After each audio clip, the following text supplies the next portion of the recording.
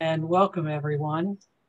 I'd like to call to order this special meeting of the Intergovernmental Cooperation Authority for Harrisburg on this 5th day of March 2021. We convened this meeting especially to discuss the authority's reaction to the city's submission of the revised 5-year financial plan. We received these on February 19th, 2021. As you remember, we received these just prior to our February board meeting and therefore weren't able to fully react to them at that meeting. However, at that meeting, we did decide, based on the good faith efforts of the city, to notify the Secretary of the Budget that the city was back in compliance. We did that by letter on February 25th, and Secretary Swales acknowledged that receipt on this 26th. And to quote her letter, the Commonwealth will not withhold funds from the city of Harrisburg and its entities, and it will resume payments in the normal course of business. So all is back in sync on that front. Today, the sole topic is a discussion of the February 19th submission. In advance of this meeting, board members' comments were collected and collated and shared with Dan Conley. And subsequent to that, Dan and Jeffrey had a chance to discuss the document for any clarification if it was needed. And so we will discuss that shortly. I thought it might be worthwhile to let Dan share his overall reaction to the plan or to the observations first to get the conversation going, and then we can respond to that, if that's okay with you, Dan. Sure. Okay, we turn it over to you. Sure. Well, I appreciate all the, first of all, thanks. It's nice to see everybody again. One meeting under the belt and ready to get going on the second one. But thank you for the input on the draft that the city submitted on February 19th. We appreciate the thorough review of the document and thoughtfulness of the comments. I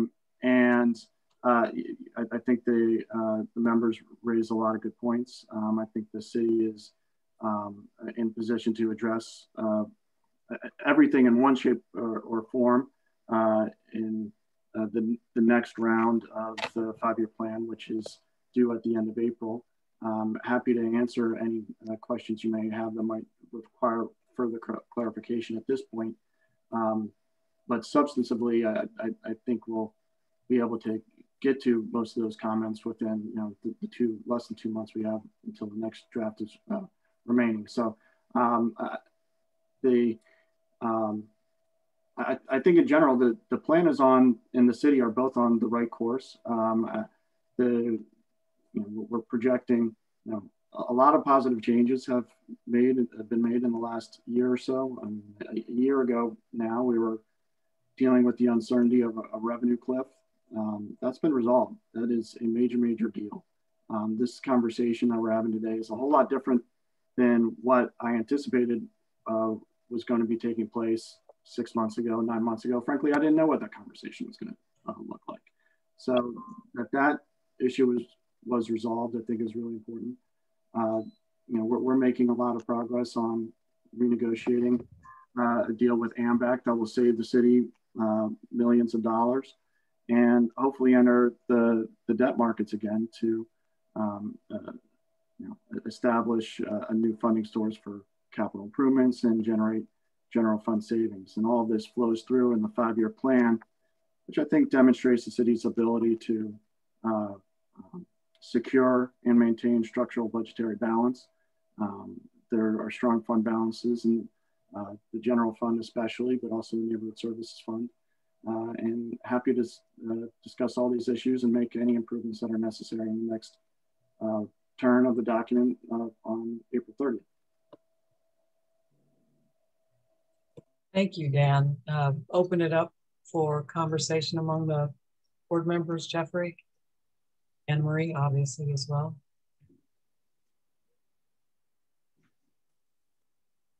Well, maybe I'll start since I'm already unmuted. Dan, I appreciate the time that you and Jeffrey took, and I understand as well the short turnaround time between receipt of the comments and review and then our meeting today. And so I think I'm comfortable with the city's indicated intent that most of this is going to be addressed when we get into the April planned submission for 2021.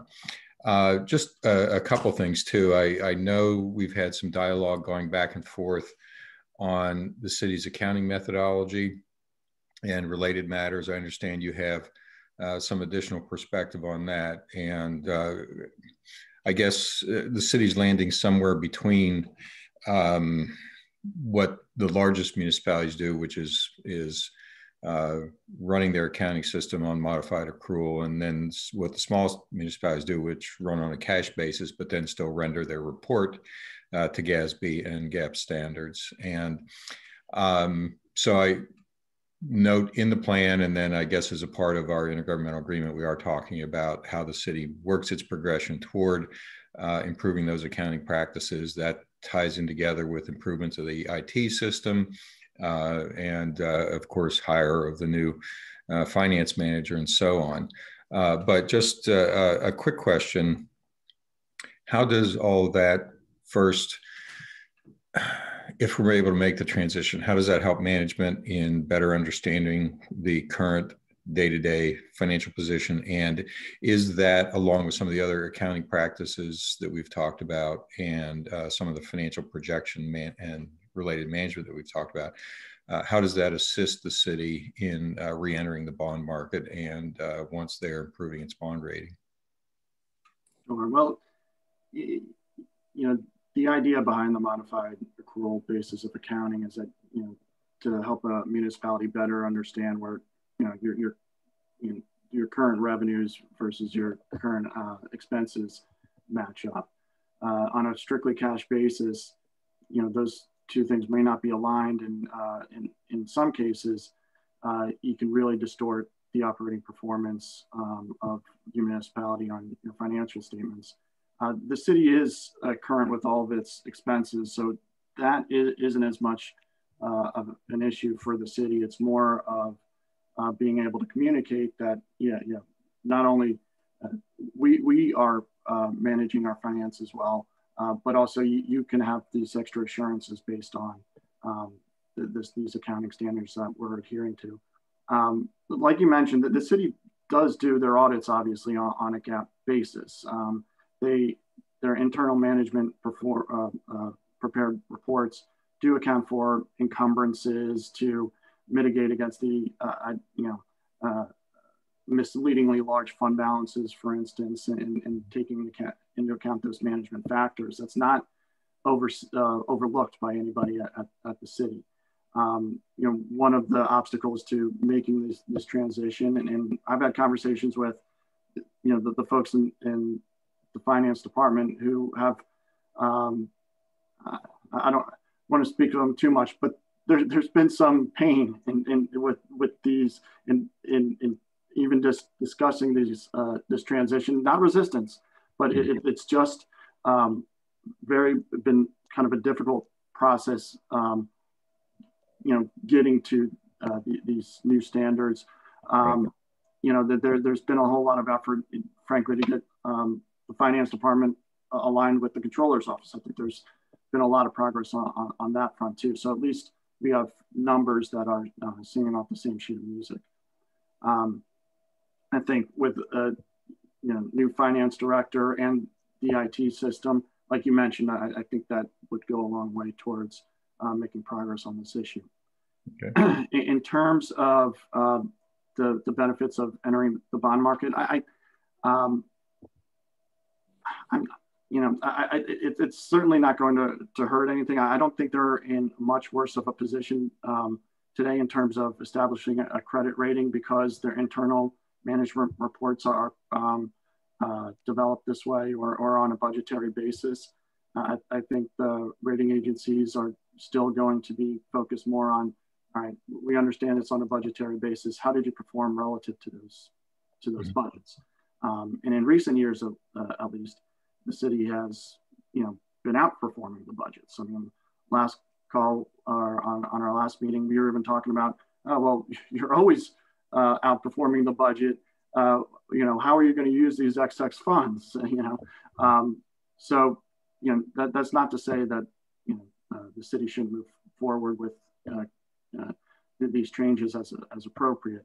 I don't think that's going to be a big obstacle as far as the credit rating agencies. Now, there were comments on the auditor's findings, and maybe the impact on those on the credit rating. I think the rating agencies would be primarily concerned or primarily focused on the city's plan to address those findings, and that they're not being ignored. There were 2 new findings in this most recent audit, but there was a reduction, and I think more than 2 findings were dropped off. So they're moving in the right direction. I understand that Mark is setting up a meeting with the ICA to talk about the plan to address the remaining findings in there. And a lot of this is just going to be ongoing improvement. But these are things that the city is taking seriously. Thank you. I appreciate that.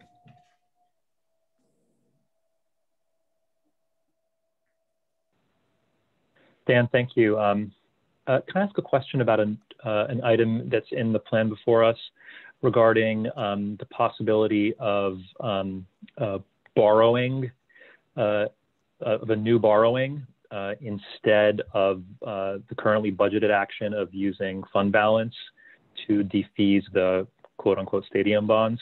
Can you talk about, can you talk a little bit about that? Because this is obviously a new item, and we didn't get to discuss this at our last meeting, and I'd be interested in hearing your thoughts on the pros and cons and what the thinking is behind that item being added into the plan. Sure. Well, it's been a goal of the city's obviously to re-enter the debt markets for years, and the revenue cliff was the biggest obstacle to doing that, at least in the last 3 or 4 years. There are obviously major obstacles to that before that. So, once that issue was resolved, we took a harder look at some of the scenarios that might be under consideration for the city. When the city developed the budget back in November and December, I don't know if we were really prepared or in position to say, there's going to be financing in 2021. It was kind of always a goal, but I don't think we were ready to go there yet. Now as plans are coming together a little bit more, we're thinking that might be the case, and hopefully the city can finance before the end of the year. That's definitely the aim. In terms of what financing options might be on the table, the 2 potential refinancings would include the city liability to AMBAC. That's part of the negotiated amended settlement agreement related to the 1997 bonds. That is the debt directly to AMBAC that carries a 6.75% interest rate. That clearly is very expensive, and if the city has the opportunity to refinance at a lower rate, which if it can enter the debt markets, I mean, it's almost certain to be economically wise for the city to do that. That's certainly a priority. As a part of the new agreement with AMBAC, that also involves defeasing the stadium bonds, which are taxable bonds guaranteed by the city, but were issued through the Harrisburg Redevelopment Authority. In exchange for defeasing that debt, the city is going to receive a significant discount on that forbearance liability. About $1.7 or $1.8 million will come off the forbearance liability in exchange for defeasing that debt. So the question becomes, how do you finance that? When we did the budget, the most conservative approach possible, and assuming that we weren't going to do financing at all in 2021, was to cash defease it. And that is an option. I think the city should also consider financing that defeasance depending on the economics of the transaction, where we are at the time and other factors to preserve fund balance and liquidity. And the factors that we're going to be considering are, taking a harder look at what fund balance level the city wants to maintain. The fund balance policy of the city right now is to maintain at least a 5% fund balance. And practically, the city's been well above that for a few years. I think most municipalities that have fund balance policies have it above 5%, depending on what best practice benchmarks are out there. GFOA, I'm pretty sure the fund balance recommendation is for any municipality, whether they have a history of distress or not, is 2 months of expenses.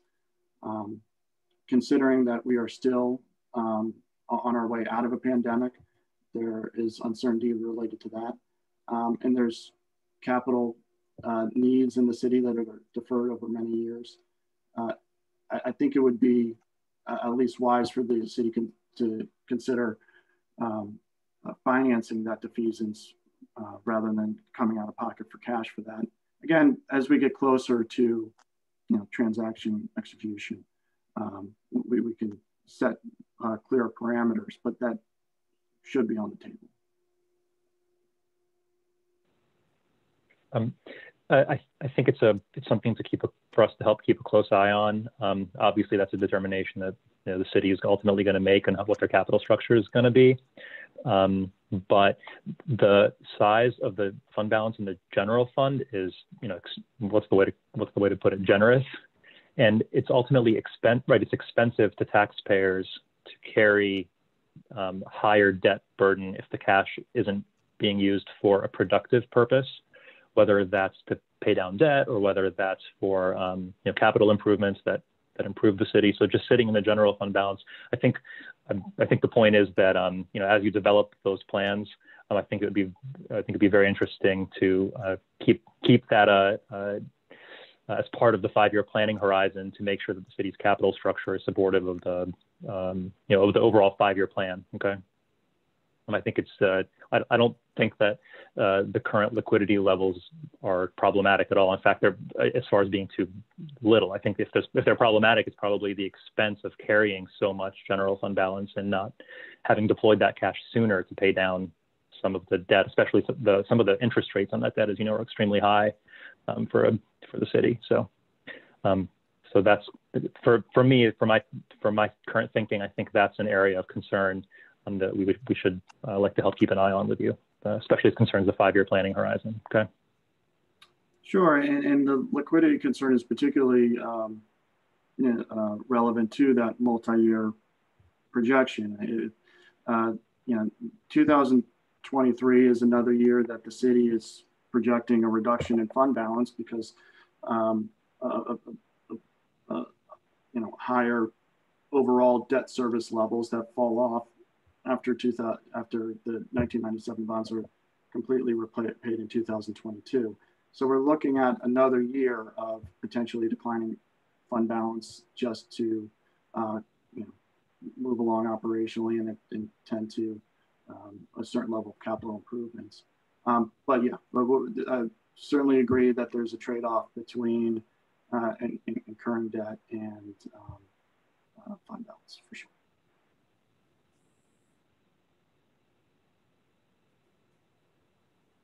Madam Chairman, if I may, first of all, I'd like to thank Dan for joining us on the board. It's great to have someone with your financial expertise looking at this along with us.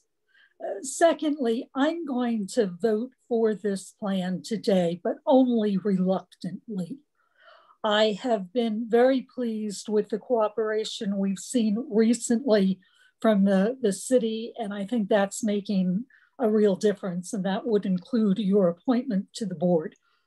I will take the city at its word that it is going to address the comments that we have collectively sent to the city with regard to some of the concerns we have about this plan, and will be extraordinarily disappointed if the city does not follow through in addressing those before we get to the 2021 plan. But I think we really need to get this 2020 plan in the rearview mirror so that the city can do what it wants to do in terms of the refinancing, because that's really important. I do want to give ample notice, however, that I am concerned about a number of the significant swings that we saw between the numbers advanced in the December plan draft and the February plan draft. And I realize everybody's dealing with COVID. COVID brings its own set of challenges in terms of doing any projection. But some of those swings just don't make sense to me as a layperson looking at this budgetary stuff. So I would just put everybody on notice that as far as I'm concerned, I'm going to take a much more critical look at the 2021 plan that's submitted in April than I did at this 2020 plan, partially because it's just taken us so long to get to the point of doing 2020. And I know that the new plan's coming within a month. But the swings are bothersome. The swings possibly could be explained, but the swings have not been explained in the various drafts of the budget. And to me, that's really a problem. And one of those swings was in the personnel area. And that's just a major, major cost item in any budget. So as I say, thank you for being with us. Thank you for considering our comments and being willing to address them. I will hold you and the city to that, and do expect that when the 2021 plan comes shortly, that we're going to look at it again de novo. Thanks. Thank you for your comments. Thanks, Kathy. I agree with you, Kathy. It's unfortunate to find ourselves in this timing situation because we're right on the heels of the next submission. And so we are mindful of that. And so I think that we don't assume that you'll be able to address a lot of the major issues that we brought up. We do assume that you and Jeffrey will work closely together, even between now and April 29th, to make sure that the form and the format and the expectations are clear so that we don't find ourselves in these situations in the future where there's so much unknown. And as Kathy said, I certainly appreciate the clarity that you bring and the insight, Dan. It is nice to have that partner at the table. I do believe there are a few things that I certainly would expect the city to want to remedy or fix before the final submission is made official. And that would be some of the clerical or just the numbers not adding up issues, because it is a standalone submission. We realize, I think we all agree, that it's an ever-evolving document, yet just like the CAFR, it has its independent version, and this is the 2020 version. And so I think somewhere it also needs to be noted on the cover sheet, since it's going to be dated 21, that this is reflective of the plan of FY20 in some way, even if it's a parenthetical below the date. Do you think that as you looked through some of certainly the last page that we submitted, which were the editorial comments, and I think there were a couple other issues that, like a chart that had transfers still lingering, even though the narrative said that they weren't. Do you think those sorts of issues could be just fixed, within the next two or 3 days? Yeah, that's not a problem. And the transfers issue, I don't think the only transfer coming into the general fund anymore is the $400,000 from related to the park permit revenue from the Senator's Fund. And I think the text is okay there, but we we can address that. If Okay. there's another transfer I'm missing, I'm happy to clean that up too. No, you could Sorry, very well. And this is Sorry, Anna Marie. can I ask a question on clarifying that? Yes, Ralph, and then we'll go to Anna Marie. That's fine. I just wanted to clarify. There was a area in the plan where it refers to transfers being primarily from, I think, the Neighborhood Services Fund, and then the chart shows transfers of 400,000. So would that be enough? Could you update the narrative? Is that what you were clarifying? That it would indicate that's the park permit? The plan is for the park permit funds to be transferred in. Is that what that refers to? If that's what it says in the plan, yeah, I can clean up that language. But yeah, that's that's an easy correction. Anna Marie, I'm sorry for that's jumping okay. in at the same time. I was just a very sort of practical solution. I would suggest that you might want to call this to Chairman's suggestion about making it clear that this is 2020. Why don't we call it the amended and restated 5-year 2020 financial plan? Yeah. Like on the cover, and then everybody knows. I think that's a great suggestion, Anna Marie. Jeffrey? This is a technical question. I know Dan and I were talking, we had some back and forth emails. There were some, what I'll call typographical errors, some nits in the document. And so he and I were discussing perhaps just a reissue yet to clean up some of those things which are not substantive. But so the question I think to the board, Madam Chair, is do you want us to restate one more time the documents just for those superficial things that we could clean up? And if so, one of the things we could do, and I'm sure Dan could do this, is add this footnote or comment to the cover page saying this is a restatement of the 2020 plan. Would you find favor with that approach? So Jeff, let me make sure I understand what you're suggesting. They do an interim one to fix the grammar mistakes and whatever, and then there would be another one that would address on the transfer and those sorts of things. I mean, that seems a little bit. That's a little much. I think what we're trying to do is put, as Member McNett said, put the 2020 in the rear view. And I think what Dan and I discussed is we have this document which has now been submitted several times and been updated, and it really is the 2020 document. And so we'd like to sort of close that document at some point so that we can put our true attention on the document that's coming for 2021 very soon. And I know Dan, and he could speak for himself, Dan had said that, there were some of these things which were typographical errors, which he's already, I think he started to address, a missed word on this page or something like that. So there could be one more document that's sort of closes 2020 for good. And then for anything that takes actual revision or explanation or correction, that we can actually include that in the 2021 draft, which should be issued relatively soon. So I'm not suggesting multiple, I'm suggesting one final. Right. Yeah.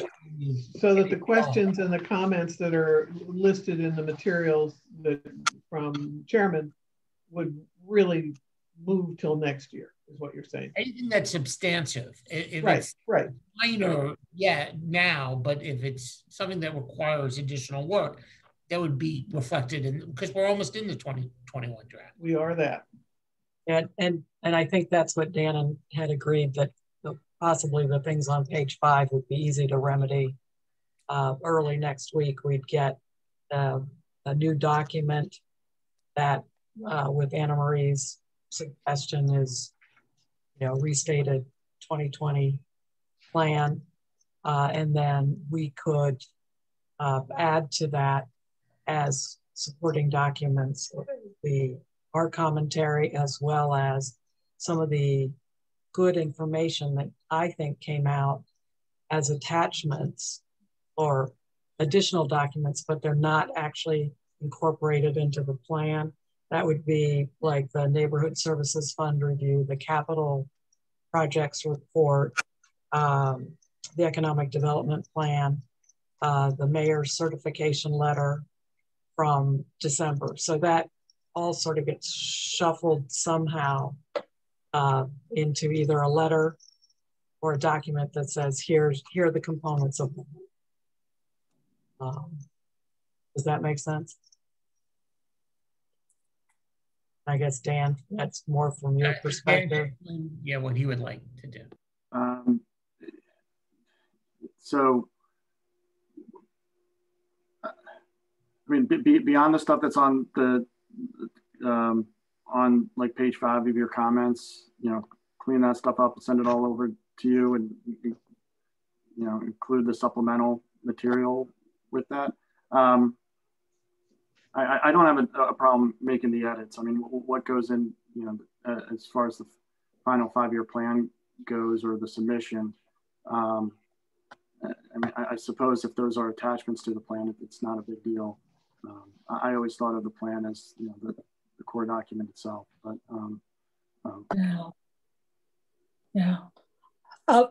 let me address that. I think of the plan as all of the attachments or appendices that support the plan or are referenced in the plan. And I think we need to be clear on what those attachments are.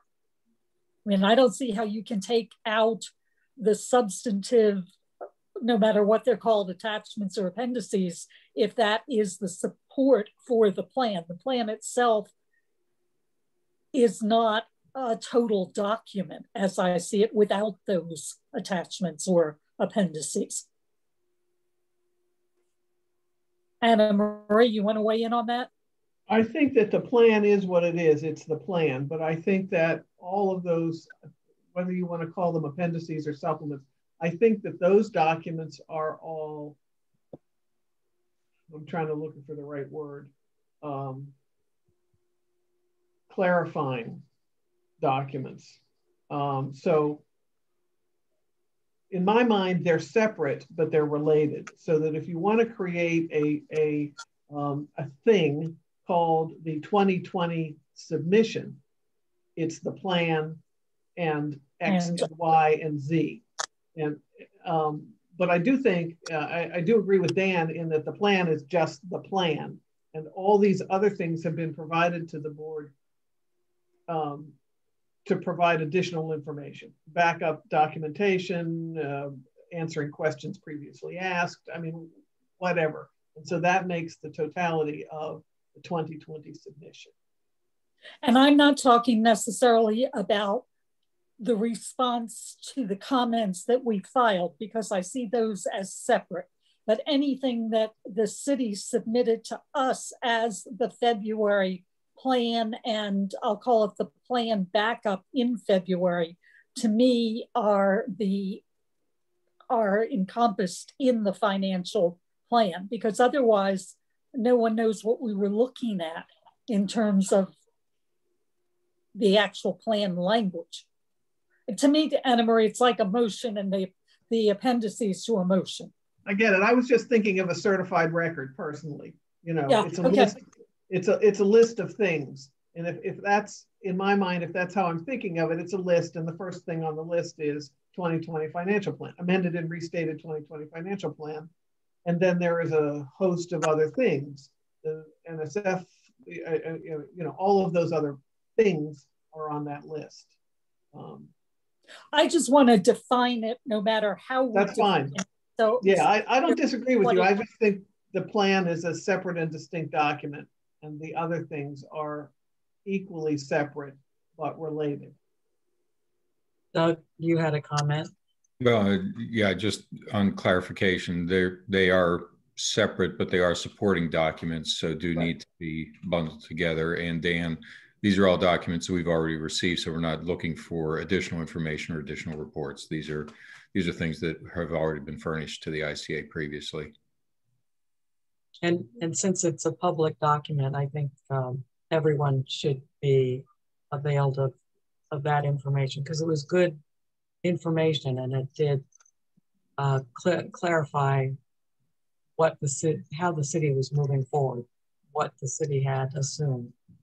And some of it did end up, Madam Chair, on our website as is required. I think we did post the Community and Economic Development Plan, and there was one other document from the supporting documents, maybe the Capital Improvement Plan, which we, from the city, which we posted on our website because they're public documents, as you just said. In addition to, we have posted both the December document and the February plan document as resubmitted. And if Jeff, you handle it. You handle the web page. Would it be possible, for purposes of that web page, to help the public and keep it clear, to create a, I'm going to call it a folder that says 2020 submissions, and move all of what we got related to the 2020 in there? The folder is, there's a, I mean, when it was set up and I could play with it, there was a 5-year financial plan folder. So what's in that folder is the 2019 plan, the final. I saw that, right. And the 2020 plan and the February 21 resubmission of the 20 plan. That's right. What's in the folder. But I could try to have a different folder that. Yeah, it was just a thought. It's not a big, I mean, I amended I changed the title of the document in the website so it would be clear that the February 2021 document was a resubmission of the 2020 plan. Right. Put it in parentheses when I named it. Madam Chair. Yes, if this would help, perhaps, and I'm happy to do it if this works with Kathy, and Kathy, I think I just sort of echo your concerns and point of view, almost to the T. So if it helps, would it help to do it by way of motion and to incorporate in the motion, consideration of the supporting documents to help support the approval of the plan, and then our website perhaps could indicate the plan is approved and supporting documents that were provided, satisfy the criteria necessary to approve?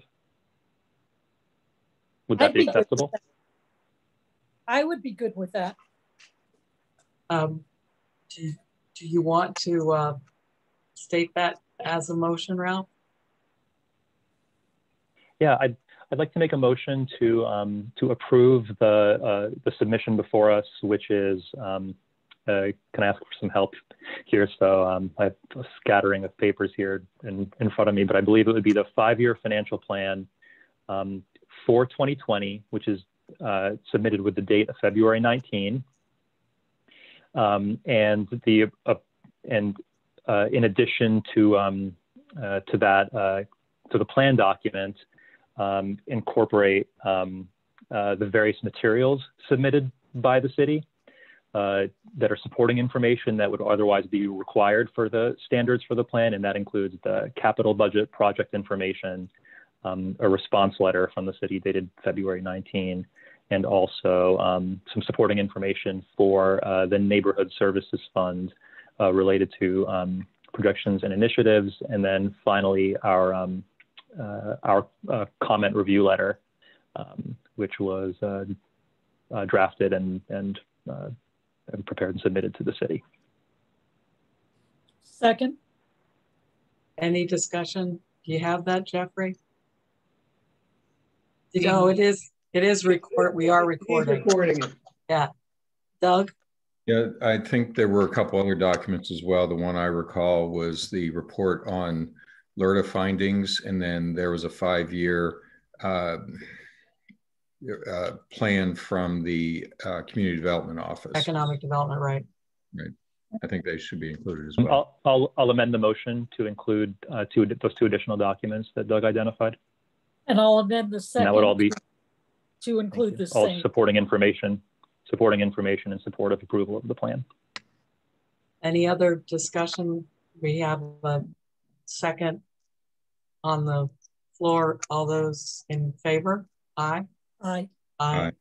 Aye. Opposed? Motion carries. Thank you, Ralph, for stating that. And everyone for their comments.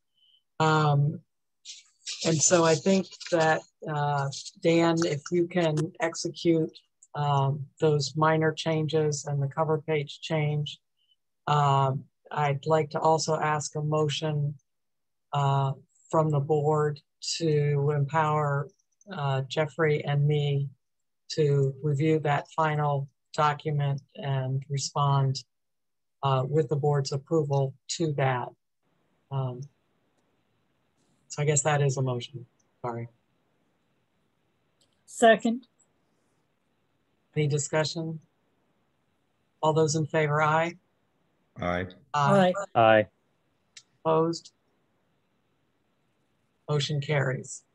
And then I think, as we discussed at the beginning, Jeffrey and Dan will certainly be in touch to begin the discussions on the other clarification. And as I think Kathy or several people mentioned, Dan, we're grateful that the lines of communication are open, which will make sure that we can ask questions and get things resolved with as little work, additional work on the part of the city as possible. And Madam Chairman, if I may add, we also understand that the 2021 plan may deviate from the 2020 plan, and simply ask that you give us some basis, you know, whether it's in footnotes or parentheticals or whatever, if there are major swings, to make it easier for us the next time around to give you a yes. In my mind, this was a difficult yes, and I'd like to get it to a point where it's easier for everybody, including the city. That's right. We're not going to invoke birthing babies, but sort of that way. Any other comments on the five? Oh, free? No, just it's sort of a transition question. You and I, Madam Chair, we're about to begin working in earnest on the annual report now. Right. Now that we have these documents, because these documents are obviously very important to the completion of the annual report on city activities. The 207 report, I believe it is. Section 2 or 203. Oh, I was confused. Which one's the 203? Which one? Yeah, I think it's 203. The annual report on city activities. So right. Now that we have these documents, these become part of the basis, and our comment letter becomes exactly. So we've been already authorized at the last meeting to start that process. And Exactly. it would be wonderful, Jeff, if we could include in that we had reached agreement with the city. Hint, hint, Dan. Oh, on the intergovernmental agreement that you got it. I have not brought that up intentionally because I wanted to get through this particular topic before we brought that up, but I had a very good long conversation with Neil last week, and we went through a lot of things. I think I've talked him off the ledge about the intention of the authority. So he seemed better. This is my first major conversation with him, so I don't know, but I generally got the sense that he was breathing easier. There are some language discussions he wanted to, you know, of course, lawyers being lawyers, you can't give him a document without him touching it. So, and there are things in there, quite honestly, that I expected him to touch. So he's doing that. He promised to be prompt. I'm sure today's action might help that a little. And if you can, Dan, if you can poke him, that would be preferred. But I think that we might get there pretty quickly. There are a couple of sticking points, and like any agreement, I specifically stated to him, and whether you agree or not, this has always been my approach, that I wanted everybody to be equally unhappy. And I thought if we were all equally unhappy, we probably got the best deal that we could get. And there was a big pause, and he said, well, that's probably about the way to look at it for these two entities. And I thought, okay, fine. So we've at least agreed to the bar to be cleared. And I think it should go well. I'm anticipating it's going to go well. We'll see. I haven't gotten it back from him yet, but. May you be correct. We'll see. It hasn't been very long. I'm thinking it was, I can't remember, but I'm thinking it was Thursday that we talked. So it might be a week. Maybe it was Friday, so that would make it a week. Ralph? So as soon as I get it, I will get it to you all for your review. Sorry. Bless you. Ralph. Thank you for the update. I was actually wanted to make a comment on the last question posed before the reference to the need for the upcoming agreement, and I wanted to bring up the topic of the upcoming submission, which is coming in April. I understand, Jeffrey, Dan, that the two of you have sort of created a working group to work on this plan, and I think we saw some of the fruits of that through the communication back and forth over the last couple of weeks. So I'd like to bring up the topic of that April submission, and I think I hope this reflects the views of all of us, that we would love for this February 19th submission that we approved. That would have been an amazing initial draft, as opposed to the final one that, as Kathy sort of said, held sort of to have to hold your nose and approve. So I'd like to bring up that topic, that what we're working together towards for preparation in April really has an alignment of views and a vision for all the components of the plan, including, Dan, I mean, the really wonderful baseline that you've helped us establish, particularly on the side of the projections and the financials, as well as on the narrative side, a lot of the views and critiques that authority members have combed through and identified as issues that really should be incorporated in the plan, for the purposes of improvement of operations, of management, of reporting, of capabilities. So, other than bringing it up, I would like to ask if there has been any discussion, Jeffrey, Dan, between you on next steps on informal meetings in order to make sure the elements and components of the plan are reflecting a shared vision and a shared view between the city and the authority. Did have a good meeting that actually Mr. Hill facilitated, which include not only Dan, but include the mayor and Mark Woolley. And I think the next step might be, and I'll leave this up to Mr. Hill to comment, whether or not that group should perhaps gather again in light of these developments and sort of establish a game plan for the next steps, because that was a very productive get together. So I don't know, Mr. Hill, what your thoughts are on that. I'd really be pleased to do whatever's most convenient to help keep things moving. I think it's helpful to have the administration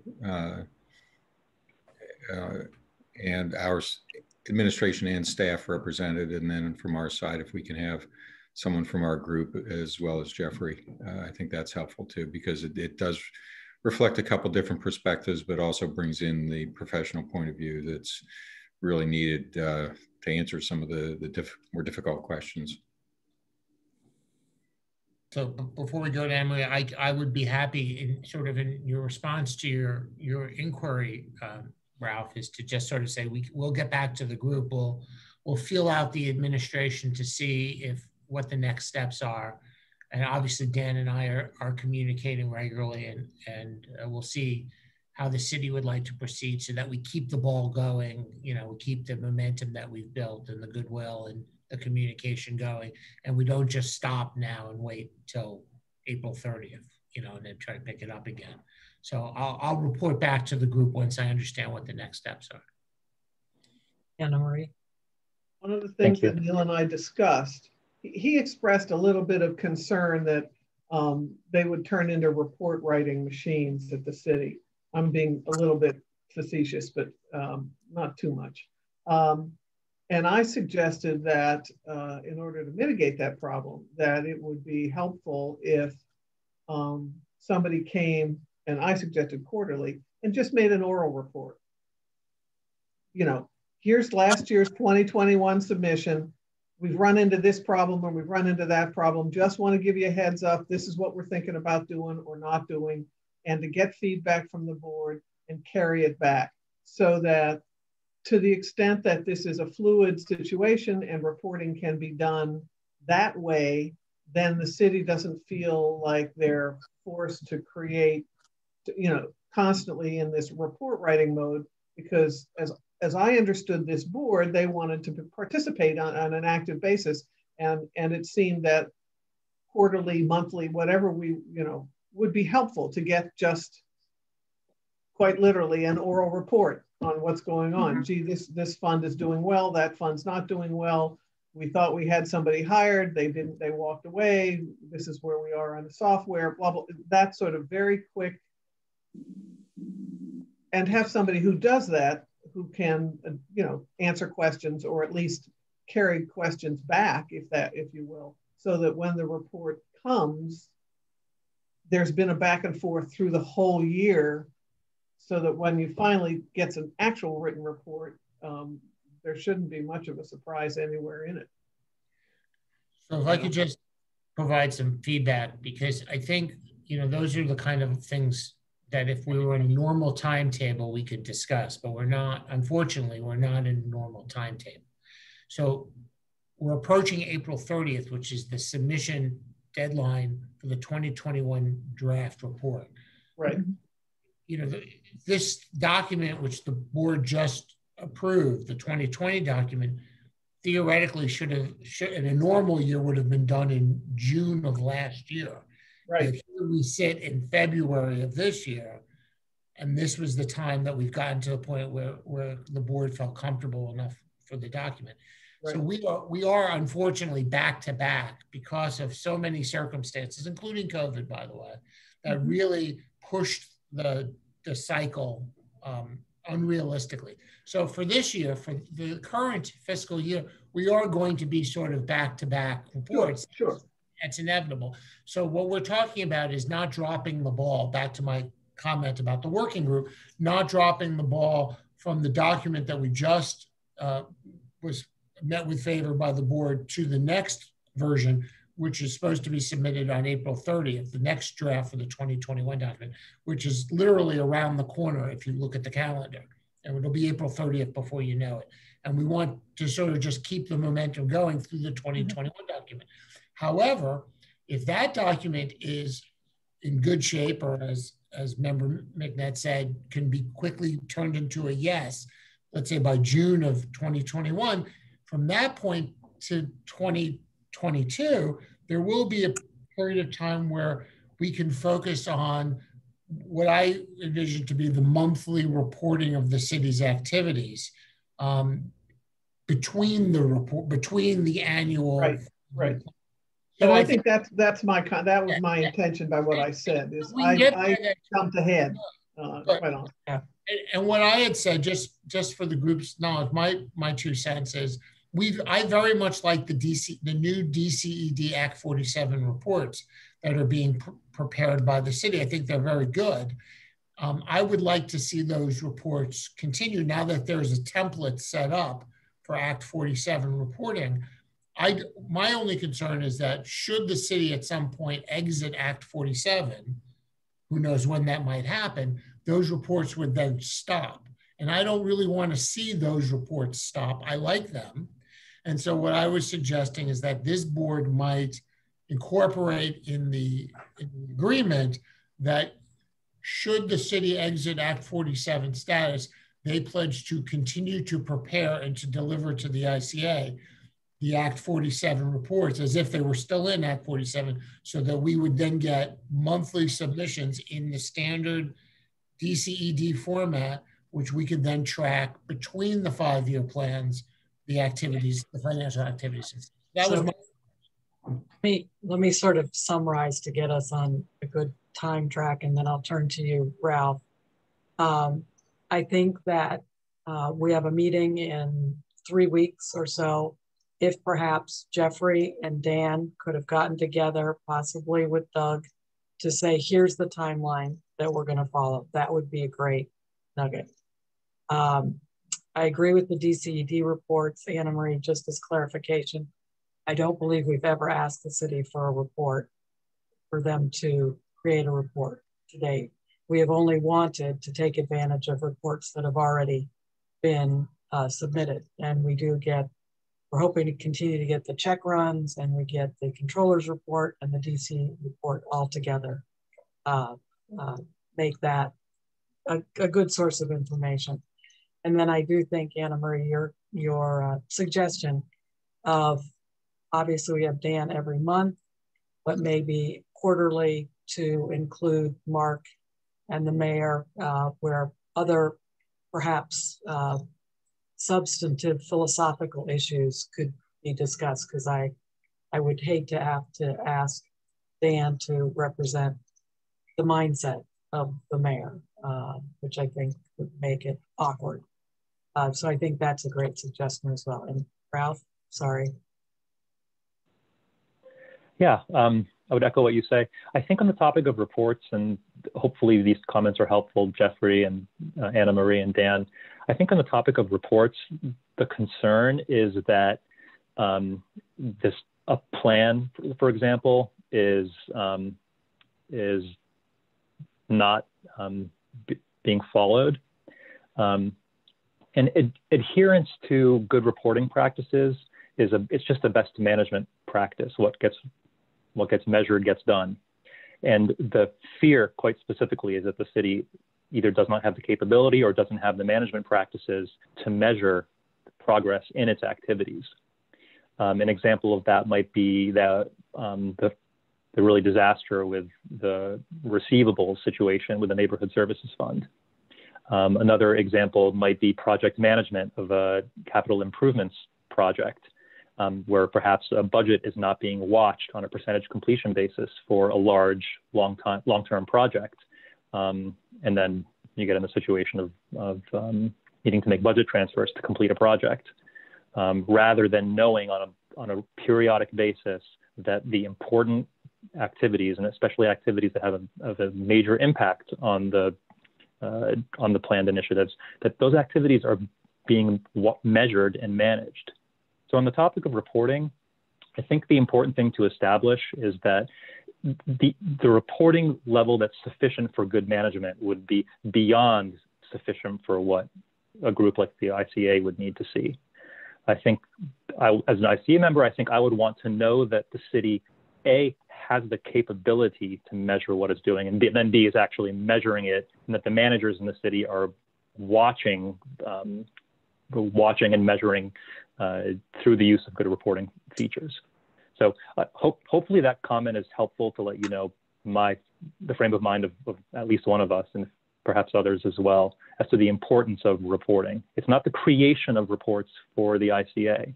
It's the fear that reporting and measuring simply does not take place as a management practice in important functions of the city.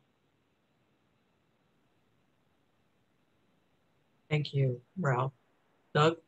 I'll just throw my 2 cents in. I do like the idea of the mayor of Mark sitting in quarterly. One of the things that was represented with the submission we took up today is that their intent to treat this as a working document that is going to be changed over the course of the year based on circumstances the city faces. And so while I don't think it requires a newer written report on a quarterly basis, it still would be helpful.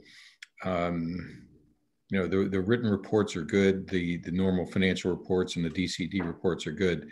But when the city leadership perceives their material changes in circumstances that they're going to need to take into account during the year's administration, or if the city's looking at new initiatives that aren't in the current plan, to present those kinds of things to us for commentary and reaction, I think would be helpful. I agree, and certainly, Ralph, I agree with you. Knowing that something is being measured, or the capability is there, is very important. Expected is there, and therefore we ask for the reports. So if we're not tracking, and we're not getting, that's a whole different scenario. Any other comments or other business from board members? I think we've got a pretty good plan of attack here between now, well, early next week, and then between now and the next board meeting. Is there any public comment, Jeffrey? We did receive a document request during the meeting from Mr. Epstein, and I will process that right to know request. Thank you, Jeffrey. Keeps you busy. If there's nothing else, I would entertain a motion to adjourn the special meeting. So moved. Second? Second. All those in favor? Aye. Aye. Aye. Kathy, we read your lips. So the meeting is officially adjourned. Thank you all. And again, welcome, Dan. 2 down. 2 down. And great. Wonderful. Thank you. Bye. Dan.